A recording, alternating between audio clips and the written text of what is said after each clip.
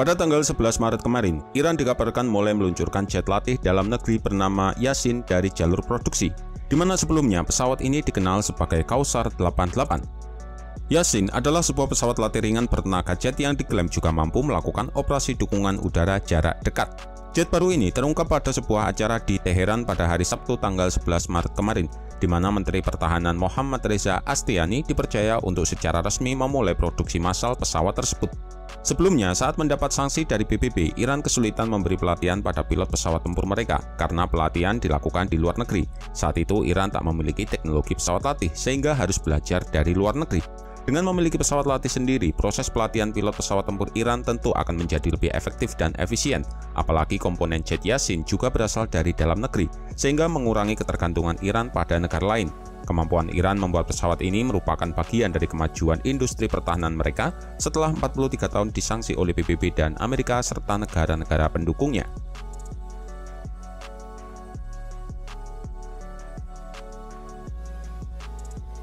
Prototipe jet latih Yasin pertama kali ditampilkan pada akhir tahun 2019, tapi melacak dari sejarahnya, ia sebenarnya adalah penyempurnaan dari jet Kausar 88, seperti radar, avionik, mesin roda pendaratan, dan kursi ejeksi yang sepertinya diproduksi di dalam negeri. Kausar sendiri sejatinya adalah pesawat latih dua kursi yang direkayasa ulang dari F-5F Tiger II yang dimaksudkan untuk melatih pilot Angkatan Udara Iran yang akan menerbangkan F-14A Tomcat atau Heza Adarokov, varian yang sangat ditingkatkan dari F-5. Selain pesawat latih, Yasin memang diklaim juga mampu melakukan operasi dukungan udara jarak dekat, namun para ahli mengindikasikan varian ini belum siap untuk dilengkapi dengan senjata, dan versi seperti itu kemungkinan akan membutuhkan lebih banyak pengembangan. Menurut spesifikasinya, Yasin adalah pesawat kecil dengan berat sekitar 5,5 ton dan memiliki jangkauan hingga 1.200 km serta kecepatan terbang hingga 1.000 km. Pesawat dengan mesin ganda ini memiliki ketinggian penerbangan hingga 11.000 meter dan persyaratan panjang landasan pacu sejauh 800 meter. Ia bisa terbang dengan berat lepas landas maksimum 6.600 kg dan dapat terbang selama 1,5 jam dengan tangki bahan internal atau 2 jam dengan tangki bahan eksternal. Untuk mesin yang digunakan, dilaporkan pesawat ini menggunakan mesin OWC tanpa afterburner.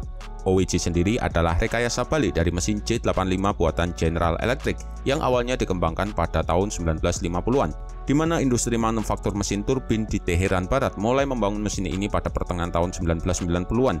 Ini memang tidak mengherankan karena sebelum revolusi tahun 1979, Iran memang memiliki ratusan mesin tersebut ketika hubungan dengan Amerika masih sangat harmonis.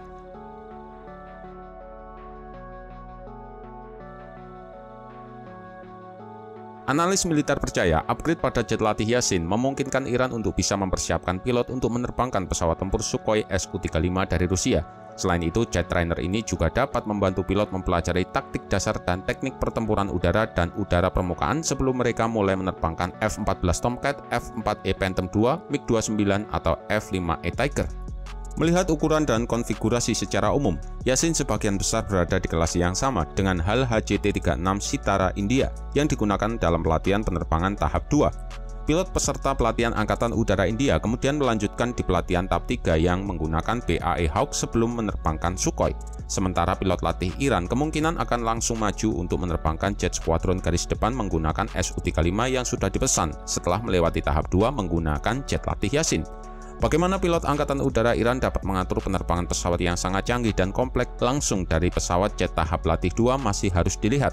Tapi yang jelas Su-35 akan membutuhkan banyak pengalaman dari pilot. Hal ini untuk mencegah kecelakaan dan kehilangan kemampuan operasional.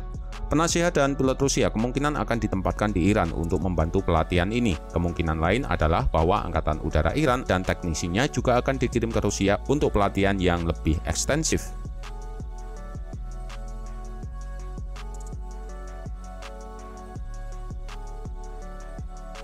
Pada tingkat yang lebih luas, tentu jalan Iran masih panjang dalam mengatasi masalah pelatihan dan pemeliharaan angkatan udaranya, dan Yasin hanyalah langkah kecil ke arah itu.